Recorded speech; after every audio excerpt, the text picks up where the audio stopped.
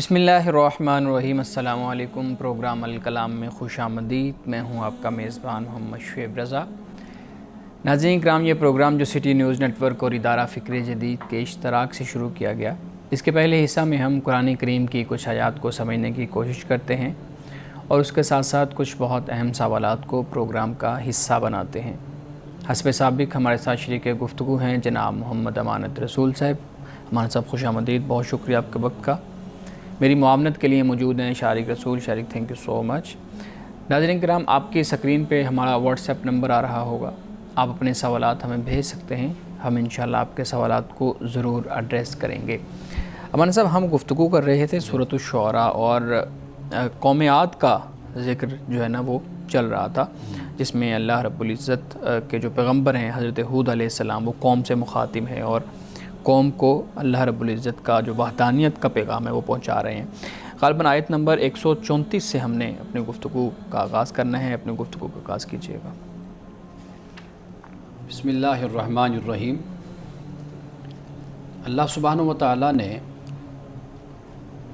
कौम आद के हवाले से, चूँकि हमारा गुफ्तगू का सिलसिला उसी से मुताल्लिक़ था, तो हमने यहाँ तक बात की थी कि एक तो अल्लाह ने उनको माल और दौलत से उनको नवाजा, औलाद से भी उनको नवाजा, और हज़रत हूद अलैहिस्सलाम ने उनसे यही फरमाया था कि भाई मुझे तुम पर बड़े दिन के अज़ाब का डर है मुझे।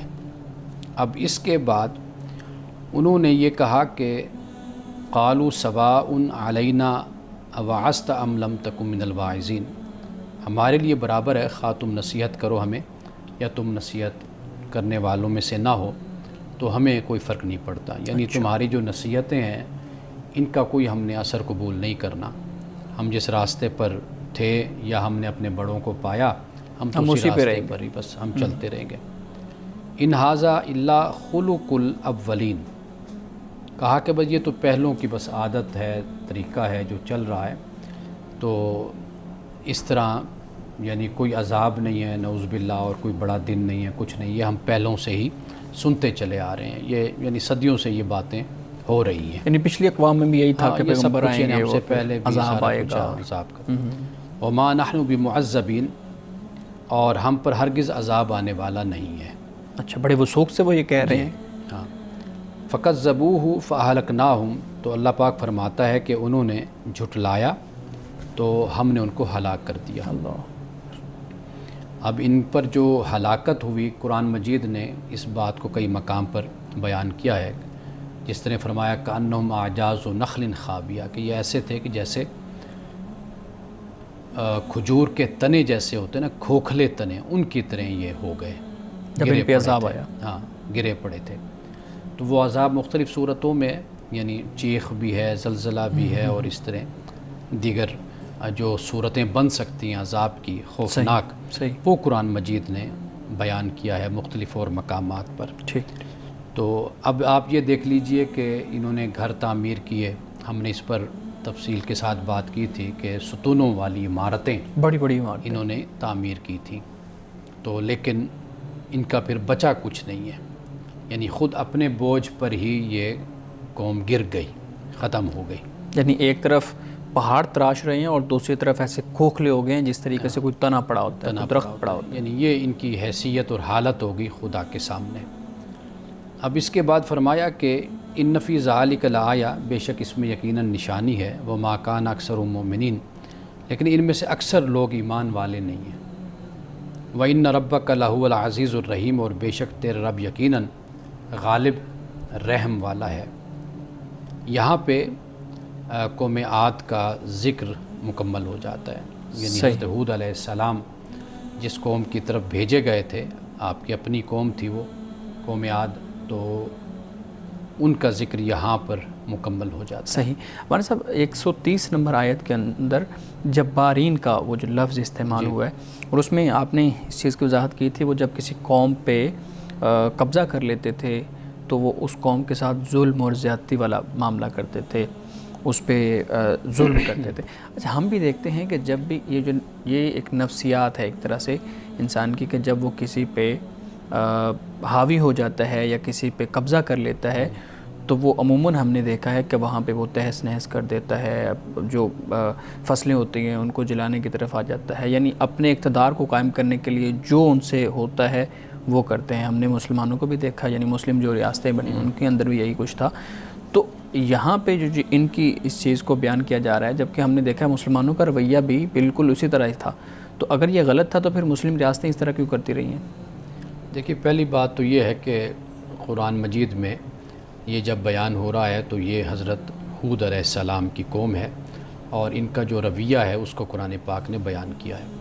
یہاں پر یہ بیان کیا ہے کہ ان کے قبضے میں جو لوگ ہیں، یعنی وہ غلام ہیں، وہ لونڈیاں ہیں، یا وہ ان کے پاس جو ملازم ہیں، خادم ہیں، ان کے پاس جو کمزور طبقہ ہے، ناتواں طبقہ، ان کے ساتھ ان کا رویہ یہ ہوتا ہے۔ جبر یعنی جبار یا جابر کا جب ہم لفظ بولتے ہیں تو طاقت کا ظالمانہ استعمال اس میں آتا ہے، یعنی جبار وہ ہوتا ہے یا جابر کے جو اپنی طاقت کا ظالمانہ استعمال کرتا ہے، غیر منصفانہ استعمال کرتا ہے اور دوسروں پر ظلم اور زیادتی کرتا ہے، تو یہ یہاں پر تصور پیدا ہوا۔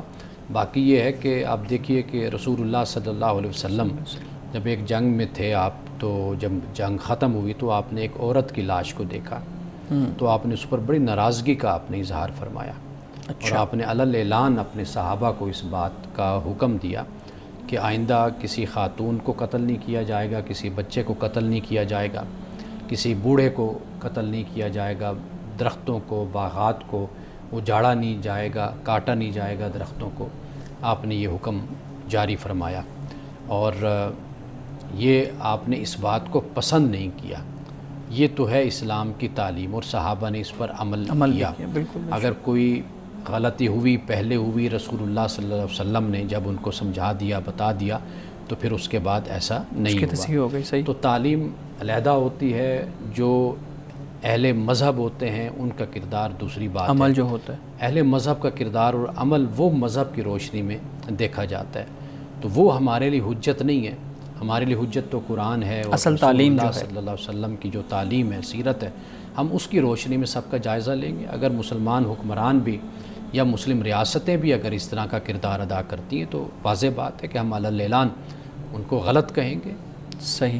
اچھا، تو اب یہ قوم عاد کا جو ذکر یہاں پہ مکمل ہوا ہے، یہ اسی تسلسل میں ہے جو رسول اللہ صلی اللہ علیہ وآلہ وسلم کو مخاطب کر کے اور قریش کو مخاطب کر کے سنایا جا رہا ہے کہ وہ اقوام آئیں، ان کی طرف بھی انبیاء آئی، انہوں نے جھٹلایا اور پھر ان کو انجام کیا ہوا۔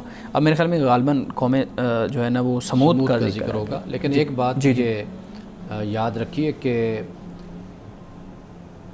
قریش کو یہ بھی کہا گیا قرآن مجید میں کہ تمہارے پاس اتنی طاقت اور قوت نہیں ہے جتنی طاقت اور قوت تم سے پہلوں کے پاس تھی۔ اچھا، ان اقوام کے پاس ان کو بتایا گیا قریش کو کہ اتنی طاقت، اتنی قوت، اتنا مال، اتنی دولت، اتنی ریاست، اتنا خطہ تمہارے پاس، تمہارے اقتدار میں نہیں ہے، کہ تم سے پہلوں کے پاس بہت زیادہ تھا۔ لیکن جب اللہ ان کے ساتھ یہ سلوک کرتا ہے اور ان کا وجود زمین سے مٹ جاتا ہے، جیسے ہم نے پڑھا کہ یہ قوم عاد تھی نا، کہ جس نے کہا کہ من اشد منا قوہ، کہ ہم سے بڑھ کر کون ہے طاقت۔ بالکل بالکل، اللہ تعالیٰ نے فرمایا کیا تمہیں پتہ نہیں کہ اللہ کی ذات ہے جو تم سے زیادہ قوت رکھتی ہے۔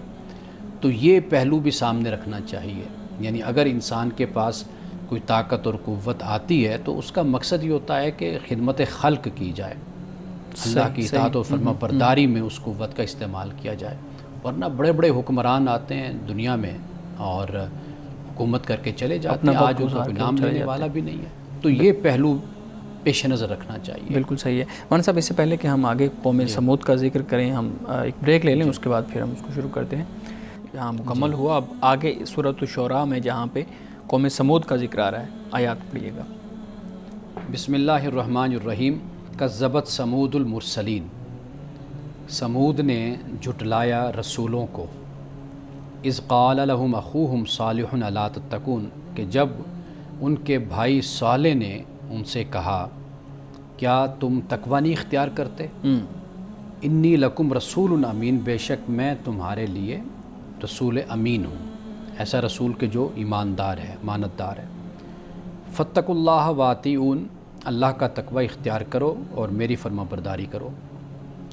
وما اسألکم علیہ من اجر، ان اجریہ الا علی رب العالمین، کہ میں تم سے اس پہ کسی اجر کا سوال نہیں کرتا، کہ بے شک میرا اجر صرف اور صرف میرے رب العالمین پر میرا اجر ہے۔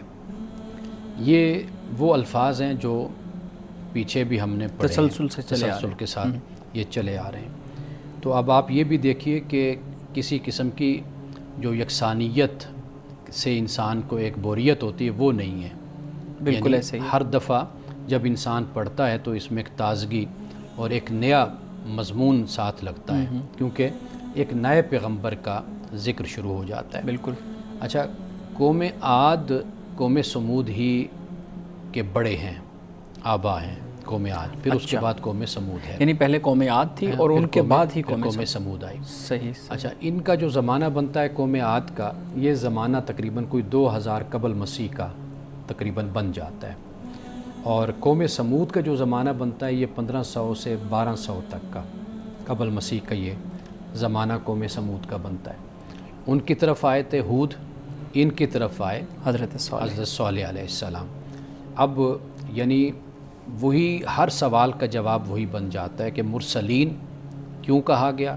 اس لیے کہ جس طرح جھٹلانے والے ایک ہی سوچ اور نظریے کے، اسی طرح جو پیغام لانے والے ہیں، پیغمبر ہیں، دین لے کر آنے والے ہیں، وہ ایک ہی دین ہے، کوئی مختلف نہیں پیغام ہے۔ تو یہ بات بھی قرآن مجید نے پہلے ایک جگہ پر بیان کی ہے کہ یہ جو لوگ انکار کرنے والے ہیں، ایسے لگتا ہے کہ یہ پہلے ان کے ساتھ کوئی مشورہ کرتے ہیں یا ان کے آپس میں کوئی بات ہوتی ہے تو ایک ہی طریقے سے انکار کرتے ہیں، ایک ہی طریقے سے ریئیکٹ کرتے ہیں، رد عمل دیتے ہیں، اور ایک ہی طریقے سے ان کا کردار ہوتا ہے۔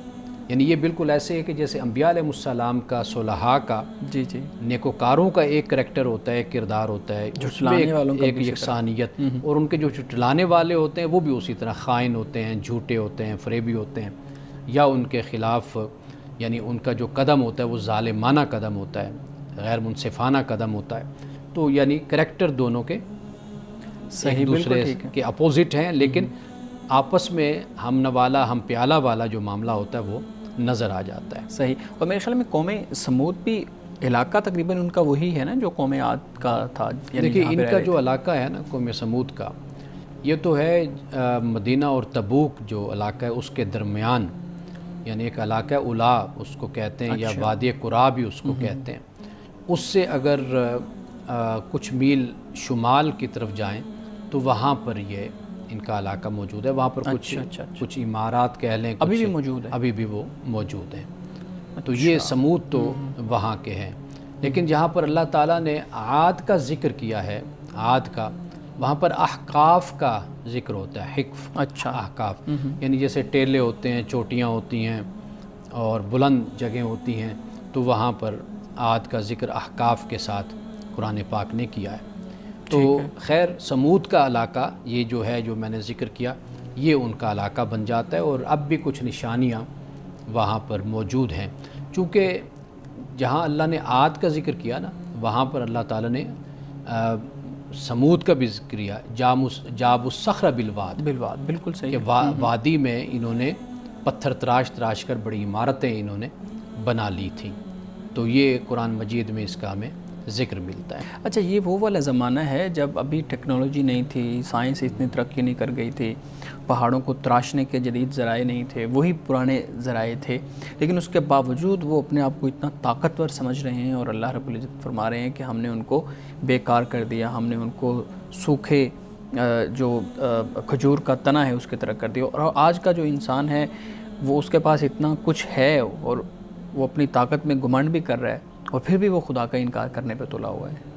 دیکھیے اپنے زمانے کے لحاظ سے انسان کہاں پر کھڑا ہے یہ دیکھا جاتا ہے نا، یعنی مثال کے طور پر آج دنیا میں مغرب ہے، تو آپ اس کو ہمارے حساب سے دیکھیں گے نا، اگر ان میں کوئی تکبر یا فخر پیدا ہوتا ہے، وہ اس لحاظ سے تو نہیں پیدا ہوتا نا کہ آنے والے وقتوں کو دیکھیں یا گزشتہ وقتوں کو دیکھیں، وہ یہ دیکھتے ہیں کہ اس وقت اقوام عالم کہاں پہ کھڑے ہیں، ہم کہاں پر کھڑے ہوئے ہیں، تعلیم میں، سائنس میں، ٹیکنالوجی میں، سیاسی استحکام میں، امن میں، خوشحالی میں کہاں پر ہم کھڑے ہوئے ہیں۔ تو وہ اس چیز سے تقابل کیا جاتا ہے نا، آنے والا وقت پتہ نہیں وہ کتنا آگے اور نکل جائے وقت۔ اب جب یہ قوم سمود ہے، اس وقت آپ دیکھیں نا کہ اور قومیں بھی تھیں، وہ بھی رہائش پذیر تھیں، وہ بھی رہتے تھے، لیکن ان کو اللہ تعالیٰ نے جو ایکسٹرا آرڈینری جس کو کہا جاتا ہے غیر معمولی صلاحیتوں سے اللہ نے ان کو نوازا کہ یہ اس وقت پہاڑوں کو کاٹ کر راستے بناتے تھے، محلات تعمیر کرتے تھے اور بڑے بڑے گھر بنایا کرتے، جیسے عاد نے بھی بنائے اور سمود نے بھی جس طرح بنائے۔ تو اصل چیز تو یہ ہے نا کہ اس وقت کے لحاظ سے ان کے پاس کیا ٹیکنالوجی تھی اور کیا طریقہ تھا پاور تھے بنانے کا، تو وہ تو دیکھ کر بھی انسان پر ہیبت طاری ہو جاتی ہے کہ کس طریقے سے۔ آپ اور زیادہ پیچھے نہ جائیے، آپ مغلیہ دور کو آپ دیکھ لیجئے کہ اس دور میں کیا چیزیں تھیں، کچھ بھی نہیں تھا، لیکن پھر یہ ہے کہ انسان جو ان سے ہیں ان کو پھر ایک جسے کہتے ہیں نا کہ ایک حیوان کی بھی حیثیت نہیں دی جاتی تھی۔ بادشاہ جب ان سے کام لیتے تھے، اب جب تاج محل بنا تو پتہ نہیں کتنے سینکڑوں اس میں مزدور جو ان سے ہیں وہ ہلاک ہوئے، ان کا پتہ بھی نہیں ہے، بلکہ یہاں تک کہا جاتا ہے کہ تاج محل جنہوں نے بنایا بعد میں ان کے ہاتھ بھی کاٹ دیے گئے کہ بھئی تاکہ یہ اس طرح کا کہیں اور شاہکار نہ بنا سکیں۔ اب یہ جو چیزیں ہیں تو انسان، اب تو مشینیں آ گئی نا، مشینیں استعمال ہوتی ہیں، اب روبوٹ آ گئے، اب اے آئی آ گیا، تو انسان کو جو استعمال کیا جاتا تھا مزدوری میں اور انسان کی جان کی کوئی قیمت نہیں ہوتی تھی، بس اپنی شان و شوکت کی قیمت ہوا کرتی تھی، تو اس لحاظ سے دیکھا جائے تو آج کا زمانہ پھر بہتر زمانہ بن جاتا ہے۔ جی، میں ایک سوال کرنا جی چاہوں گا۔ پلیز۔ آپ نے ابھی انسان کو عزت دینے کی بات کی اور ایک ریفرنس بھی دیا کہ تاریخ میں کس طرح انسانوں پر ظلم ہوتا تھا۔ آج جب ہم دیکھتے ہیں ہمارے ہاں جب لوگ مرید بنتے ہیں کسی کو عزت و تکریم بخشنا چاہتے ہیں اور اس کے ہاتھ چومتے ہیں، تو ہمیں دیکھنے کو ملتا ہے کہ جیسے ایک انسان جو ہے بہت زیادہ عزت دینے کی صورت میں اپنی عزت گنوا رہا ہے۔ تو کیا جو ہمارے ہاں عزت دینے کا جو طریقہ کار ہے اس کو تبدیل ہونے کی ضرورت ہے، اور کیا یہ غیر انسانی رویے کی جانب اشارہ کرتا ہے؟ دیکھیے، انسان کسی سے محبت اور عقیدت رکھتا ہے، جیسے اپنے ماں باپ ہوتے ہیں تو ان کے ہاتھوں کو انسان بوسہ دیتا ہے، چوم لیتا ہے، یا جیسے اپنے استاد ہوتے ہیں ان کے ساتھ انسان کا یہ رویہ محبت کا رویہ ہوتا ہے، یا جیسے والدین ہوتے ہیں اپنے اولاد کے ہاتھ چومتے ہیں یا پیشانی کو چومتے ہیں۔ تو جہاں پر محبت ہوتی ہے، پیار ہوتا ہے، شفقت ہوتی ہے، تو وہاں پر محبت کا اپنا ایک اظہار بھی ہوتا ہے، تو اس پر تو کوئی اس طرح کی پابندی نہیں ہے کہ انسان اپنی محبت کا اظہار نہیں کر سکتا۔ اصل معاملہ وہاں پر آتا ہے کہ جہاں پر لوگوں کو غلام بنایا جاتا ہے اور جہاں پر ایک شخص جو ان سا ہے وہ اپنے آپ کو اس جگہ پر بٹھاتا ہے جہاں پر لوگوں سے اس کا تقاضا یہ ہوتا ہے کہ لوگ اس کو سجدہ کریں یا اس کے پاؤں چومیں یا اس کے ہاتھ چومیں یا اس کو بڑا سمجھیں، تو یہ جو اصل چیز ہے یہ ہے جس سے اسلام منع کرتا ہے۔ باقی جہاں محبت ہے، جہاں شفقت ہے، جہاں پیار ہے، وہاں پر اس کا اظہار بھی انسان کرتا ہے، اور اس کے پھر طریقے مختلف ہیں۔ طریقے مختلف ہیں، جیسے میں نے بتایا کہ استاد کا ہاتھ چوم لیا جاتا ہے، ماں باپ کے ہاتھ انسان چومتا ہے، ماں باپ بھی اولاد کو چومتے ہیں، تو وہ ایک علیحدہ چیز ہو جاتی ہے۔ لیکن باقاعدہ رسم بنا کر، جس طرح کوئی وڈیرا کہے کہ جی بھئی یہ آیا ہے تو یہ کیوں کھڑا رہا، یہ جھکا کیوں نہیں، اس نے میرے ہاتھ کیوں نہیں چومے، میرے پاؤں پہ ہاتھ کیوں نہیں لگایا، یہ جو رسم و رواج ہے جس سے انسانوں کو غلام بنایا جاتا ہے، یہ غلط ہے، یہ ناجائز ہے۔ صحیح۔ ہمارے صاحب میرے خیال میں ہم یہیں تک رکھتے ہیں قرآن پاک کی جو آیات ہیں، چونکہ ہمارے پاس کچھ متفرق سوالات بھی ہوتے ہیں تو میں چاہوں گا کہ ان پہ بھی ہم بات کریں۔ ناظرین کی طرف سے ایک سوال آیا ہے، وہ کہہ رہے ہیں جی ہم آپ کا پروگرام ہم نے سنا ہے اور آپ نے اس پہ گفتگو کی کہ رسول اللہ صلی اللہ علیہ وآلہ وسلم نے ایک صحابیہ کو اختیار دیا کہ وہ اپنا نکاح خود کر سکتی ہے۔ حدیث کی روشنی میں کیا ہم کہہ سکتے ہیں کہ آج کل جو بچیاں بیٹیاں اپنی مرضی سے نکاح کر لیتی ہیں تو کیا یہ جائز ہے؟ حالانکہ ایک دوسری حدیث کی روح سے اس کو باطل قرار دیا گیا ہے اور بتایا گیا ہے کہ نکاح جو بچیاں اپنا خود کر لیتی ہیں، خاص طور پہ باکرہ، ان کا نکاح ولی کی اجازت کے بغیر نہیں ہوتا۔ اس کا آپ کیا جواب دیں گے؟ اچھا، سب سے پہلے تو جو بات میں نے بیان کی تھی نا، اس کا پس منظر اگر آپ سامنے رکھیں، وہ یہ ہے کہ والد ہے یا چچا، اس نے بچی کا نکاح اس کی مرضی کے بغیر کر دیا، اس پر اس نے رسول اللہ صلی اللہ علیہ وسلم کی خدمت میں شکایت کی کہ یا رسول اللہ صلی اللہ علیہ وسلم، میرے باپ نے یا میرے چچا نے میرا نکاح میری مرضی کے بغیر کر دیا ہے، تو رسول اللہ صلی اللہ علیہ وسلم نے اس نکاح کو باطل قرار دیا، فسخ کر دیا، اور آپ نے کہا کہ جہاں تم چاہتی ہو وہاں تم کرو۔ اب یہ بات پیش نظر رہنی چاہیے کہ چچا ہے یا باپ ہے تو اس نے بغیر رضامندی کے بچی کے اس نے اس کا نکاح کر دیا، زبردستی نکاح کر دیا. صحیح. یہاں یہ سوال پیدا ہو رہا ہے نا، یعنی یہ ایسے ہی ہے کہ جیسے اگر کوئی بچی بولتی ہے، کہتی ہے یا شکایت کرتی ہے تو یہ لازم ہے ولی پر، یعنی باپ ہے یا چچا ہے جو بھی ہے، کہ وہ بچی کی مرضی کے خلاف قدم نہیں اٹھا سکتا. ٹھیک ہے. ٹھیک ہے. رسول اللہ صلی اللہ علیہ وسلم کی سنت ہمیں یہ بتا رہی ہے نا یہاں پر. دیکھیے اس وقت زندگی کے مختلف شعبے اور ان شعبوں کے سربراہ نہیں ہوا کرتے تھے. اچھا. یعنی اس وقت ایک ہی، جیسے رسول اللہ صلی اللہ علیہ وسلم کی ذات اقدس ہے، آپ اللہ کے نبی، اللہ کے رسول ہیں، آپ مدینہ کی جو حکومت ہے، ریاست ہے، اس کے آپ بڑے بھی ہیں، آپ کے پاس لوگ اپنے مقدمے لے کر بھی آ رہے ہیں، آپ سے فتویٰ مسائل کے بارے میں بھی پوچھ رہے ہیں، آپ جنگ کے حوالے سے اس کے بھی سپہ سالار آپ ہیں. یہ سارے ٹھیک ہے نا. یہ ہے آج اگر ہم اس صورت کو دیکھتے ہیں تو یہ صورت ہمارے سامنے آتی ہے. کوئی بچی شکایت کرتی ہے تو عدالت کو حق ہے کہ وہ اس کا نکاح ختم کر دیں. واضح بات ہے. دیکھیے جب لڑکا لڑکی دونوں فریق ہیں، ان کی شادی ہونی ہے، یہ ایسے ہی ہے کہ کوئی خرید و فروخت کا معاملہ ہوتا ہے. کوئی آپ چیز خریدتے ہیں، کوئی بیچتے ہیں، کوئی معاہدہ ہوتا ہے نا. اگر ایک فریق راضی نہیں ہے خریدنے پہ یا بیچنے پہ تو آپ خواہ اس سے کس طرح کیسے منعقد ہوگا؟ صحیح کیسے منعقد ہوگا وہ؟ تو اسی طرح نکاح کا معاملہ بھی ہے کہ جب تک دونوں راضی نہیں ہیں تو ان کا نکاح کیسے ہوگا؟ تو وہ جو رسول اللہ صلی اللہ علیہ وسلم نے فیصلہ فرمایا وہ تو اس روشنی میں فیصلہ فرمایا کہ بھئی دیکھو جب بچی راضی نہیں ہے تو بھائی تمہیں کس نے یہ اختیار دیا کہ تم اس کا نکاح کر ڈالو؟ تو لہٰذا باپ بھی اہمیت رکھتا ہے، چچا بھی اہمیت رکھتا ہے، بھائی بھی اہمیت رکھتا ہے، سارے اہمیت رکھتے ہیں، لیکن کس شرط پر؟ کہ جب لڑکا ہو یا لڑکے وہ راضی ہوں تو تب ہی ان کی بات بھی بنتی ہے نا. یہ خامخواہ اپنے بائی فورس اگر کسی کی شادی کر دیں اور اس کی زندگی کو اجاڑ دیں اور خراب کر دیں تو ان کو اس بات کا تو کوئی حق نہیں ہے نا. صحیح. اچھا امان صاحب، جب ہم بھی پڑھتے تھے تو اس وقت یہی روایات پڑھائی جاتی تھیں اپنے موقف کو ثابت کرنے کے لیے، خاص طور پہ جب فقہی طور پہ جب اپنے موقف کو ثابت کرنا ہوتا ہے تو پھر مختلف روایات بتائی جاتی ہیں. پھر مخالف جو آپ کے متبادل ایک بیانیہ ہوتا ہے اس کی روایات بتائی جاتی ہیں. پھر اس کے اندر سے آپ کو بتایا جاتا ہے کہ نہیں یہاں پہ آ کے یہ معاملہ ہوا تو اس وجہ سے یہ جو امام ہیں انہوں نے یہ والا موقف اختیار کیا. تو اگر یہ سب کچھ موجود ہے اور لوگ پڑھ بھی رہے ہیں اور یہ بتایا بھی جا رہا ہے، یہ جو انہوں نے روایت بتائی ہے یہ ہم نے سوشل میڈیا پہ سنی ہے کہ جو کنواری لڑکی ہے وہ اپنے ماں باپ یعنی اپنے ولی کی اجازت کے بغیر نہیں کر سکتے نکاح. جب یہ ساری چیزیں ہمارے سوشل میڈیا کے ذریعے بچوں تک پہنچتی ہیں تو وہ تو پھر ڈبل مائنڈڈ ہو جاتے ہیں. وہ پھر نہ ادھر کے رہتے ہیں نہ ادھر کے رہتے ہیں کہ ایک طرف مذہب ان کو یہ کہہ رہا ہے، دوسری طرف ہی مذہب ان کو یہ کہہ رہا ہے کہ آپ اپنی مرضی سے نکاح کر سکتی ہیں. دیکھیے ہر حدیث کا، ہر قول کا ایک پس منظر ہوتا ہے. میں نے اس بات پہ ہمیشہ زور دیا ہے.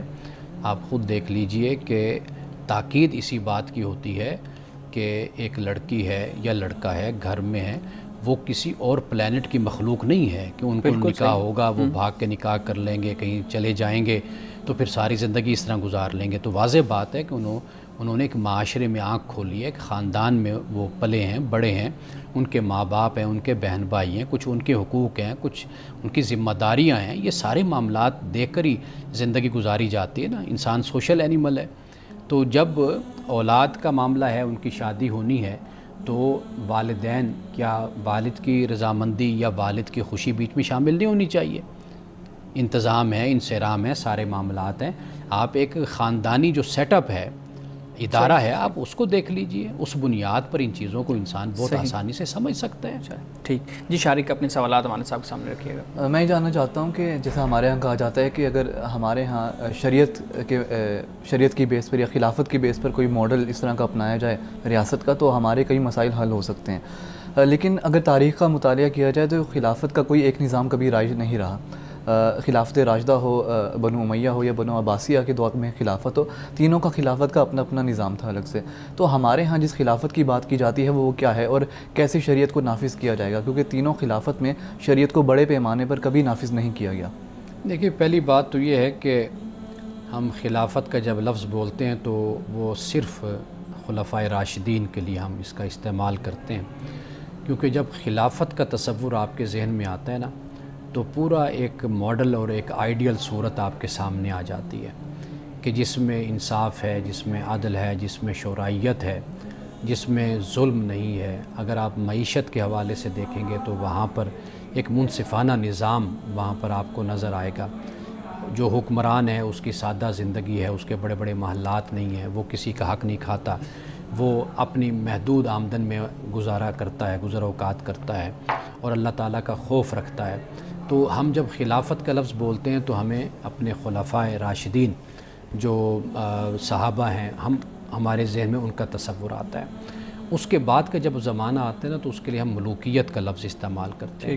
اگرچہ جو بادشاہ تھے ان کو خلیفہ ہم کہہ دیتے ہیں، لیکن در حقیقت وہ ملوک تھے، یعنی انہوں نے محلات بھی تعمیر کیے، بڑے بڑے گھر بھی بنائے، انہوں نے ایک عیاشی اور پرتعیش زندگی انہوں نے گزاری۔ اور ان کے زمانے میں یہ فرق بھی ہوا کہ دربار لگائی گئی جہاں پر غریب بھی آتا تھا، پھر اس کے مرتبے کے حساب سے یا امارت کے حساب سے اس کو عہدہ بھی دیا جاتا تھا، اس کو بٹھایا بھی جاتا تھا۔ تو اس لیے اسلام نے یا مسلمانوں نے کبھی اس کو اپریشیٹ نہیں کیا، یعنی خلافت ہمارے لیے ایک آئیڈیل صورت، وہ بھی صحابہ جو میں نے بتایا آپ کو خلفائے راشدین، تو بعد کے زمانوں کو کبھی بھی آئیڈیلائز نہیں کیا گیا مسلمانوں یعنی جن کو ہم ملوکیت کہتے ہیں، ملوکیت جس کو ہم کہتے ہیں، کنگڈم کہتے ہیں، یا ڈائنیسٹی جس کو ہم کہتے ہیں کہ خاندانی ایک وراثت سمجھ کر اقتدار کو چلایا گیا، تو اس کو کبھی بھی مسلمانوں نے اپریشیٹ نہیں کیا، اس کا ذکر کوئی اچھا نہیں ہوا ہمارے ہاں۔ تو لہٰذا ایک تو اس کو جدا کر لیجئے کہ خلافت اور ملوکیت کا لفظ، اور پہلے بھی ہم نے اس پر بات کی، تو یہ لفظ خلافت جو بھی ہم استعمال کرتے ہیں یہ بھی کوئی دینی اصطلاح اس طرح نہیں ہے کہ مجھ پر، آپ پر، سب پر یہ لازم ہے کہ ہر صورت میں ہم نے یہ خلافت کا لفظ استعمال کرنا ہے اور ہم نے اس طریقے سے خلافت کو نافذ کرنا ہے جس طرح ہمارے ہاں بعض لوگ اس اصطلاح کو استعمال بھی کرتے ہیں۔ یہ بھی میں نے اس پر بات کی تھی۔ میں یہ گزارش کر دوں کہ اسلام ہمیں بنیادی طور پر رہنمائی مہیا کر دیتا ہے۔ آپ ان بنیادی اصولوں کو لے لیں، تمدن تبدیل ہوتے رہیں گے، تہذیبیں بدلتی رہیں گی، انسانی معاشرے ترقی کرتے رہیں گے، آگے بڑھتے رہیں گے، لیکن جو اقدار ہوتی ہیں، جو ویلیوز ہوتی ہیں، وہ کبھی نہیں بدلتے۔ یعنی وہ بنیادی اصول وہی رہیں جو گے، وہ بنیادی اصول وہی احکام ہیں کہ اسلام آپ کو وہ احکام دیتا ہے کہ آپ اس کو اپنے ہاں رکھیں۔ جیسے مثال کے طور پر میں نے یہ بات کی تھی کہ جیسے شورائیت ہے، اسلام اس بات کی تعلیم دیتا ہے، تلقین کرتا ہے کہ آپ اپنے اجتماعی اور سیاسی مسائل کو مشوروں کے ساتھ آپ حل کریں۔ اب یہ مشورہ کرنا ہے، اب یہ تمدن بدل سکتا ہے، آپ پارلیمنٹ میں بھی مشورہ کر رہے ہیں، آپ کسی اسمبلی میں بیٹھے مشورہ کر رہے ہیں، اس کی حیت بدل جائے گی، تمدن کے حساب سے بدل جائے گا، لیکن اسلام یہ کہتا ہے کہ آپ مشورے سے مسائل کو حل کریں۔ یہ نہیں ہو سکتا کہ ایک شخص ڈنڈا پکڑ لے اور اس بنیاد پر لوگوں کو ہانکتا رہے، تو یہ نہیں ہو سکتا۔ لوگ ہیں، ان کو مشورہ ہوگا، بے شک وہ نمائندوں کے ذریعے ہو جائے، وہ عوام سے ہو جائے، وہ خاص کوئی کیبنٹ ہو جائے، مشورہ بہرحال کرنا ہے۔ اسی طرح اسلام دیگر اور بھی اس حوالے سے ہماری رہنمائی کر دیتا ہے۔ تو میں نے یہ عرض کیا کہ بنیاد کو بس آپ تھامیے، باقی سٹرکچر جو ہے، ہیئت قضائیہ جو ہے، وہ پھر وہ حالات اور کے مطابق تبدیل ہوتی رہے گی۔ صحیح۔ آپ نے ابھی ذکر کیا شورا کے حوالے سے کہ مشاورت ہونی چاہیے کسی بھی فیصلے سے پہلے، اسلام اس کی تلقین کرتا ہے۔ جو آج ہمارے پاس جمہوریت کا نظام ہے، کیا یہ بھی شورا سے مماثلت نہیں رکھتا؟ دیکھیے یہ بالکل اسی سے مماثلت رکھتا ہے، اور ہم نے اپنی اسمبلی میں یا جو ہم نے قانون بنایا یا جو کانسٹیٹیوشن بنایا گیا، اب دیکھیے کہ اس کی پہلی کلوز اور پہلی پیشانی پر یہ لکھا ہوا ہے کہ قرآن و سنت کے مطابق قوانین بنائے جائیں گے، یعنی کوئی بھی قانون قرآن و سنت کے خلاف نہیں بنایا جائے گا۔ تو مسلمان کا یہی تقاضا ہوتا ہے، جیسے کسی پروگرام میں ہم نے یہ بات کی تھی، جہاں پر ایک بڑی تعداد کسی بھی نظریے کی یا عقیدے کی اکٹھی رہتی ہے، تو واضح بات ہے کہ وہ پھر یہ چاہتے ہیں کہ اپنا ایک نظم قائم کریں۔ وہ سیاسی حوالے سے بھی ہوتا ہے، حکومتی حوالے سے بھی ہوتا ہے، تو وہ اپنا ایک نظم قائم کر لیتے ہیں۔ تو یہی معاملہ ہے کہ پاکستان میں اگر اکثریت مسلمانوں کی ہے تو انہوں نے اپنا ایک نظم قائم کیا ہے، تو اس میں جمہوریت بالکل وہی شورائیت ہے، وہی نظام ہے۔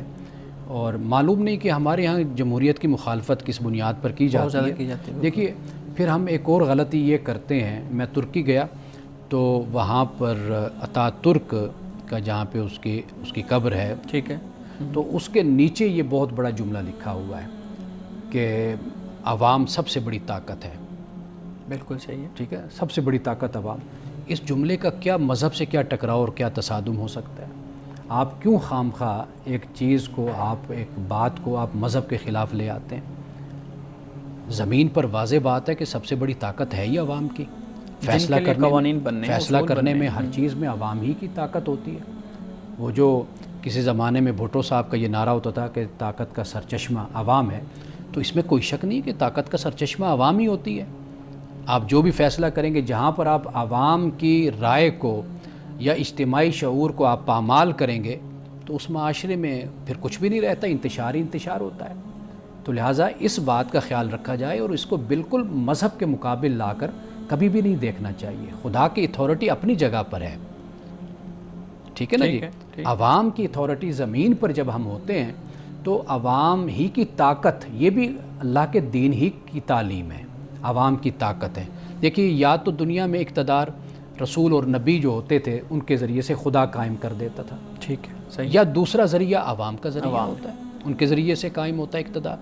تو لہٰذا ان معاملات کو اس انداز سے ہمیں دیکھنا چاہیے. اچھا، ہمارے یہاں یہ بات کی جاتی ہے کہ شریعت کو ہم لاگو کرنا چاہتے ہیں کہ ریاستی سطح پر شرعی قوانین ہیں ان کو لاگو کیا جائے، لیکن اگر تاریخ کو ہم دیکھیں تو شریعت جو ہے وہ تینوں ادوار میں، جو خلافت راشدہ تھی، بنو امیہ کی خلافت تھی، عباسیوں کی تھی یا پھر عثمانیوں کی تھی، تو کسی نے بھی شریعت کو بڑے پیمانے پر لاگو نہیں کیا. شریعت ٹیکس کا نظام نہیں بتاتی، شریعت جو ہے وہ بڑے سٹرکچر کو کیسے سسٹین کرنا ہے وہ نہیں سکھاتی، کیا بیوروکریٹک سٹرکچر ہونا چاہیے.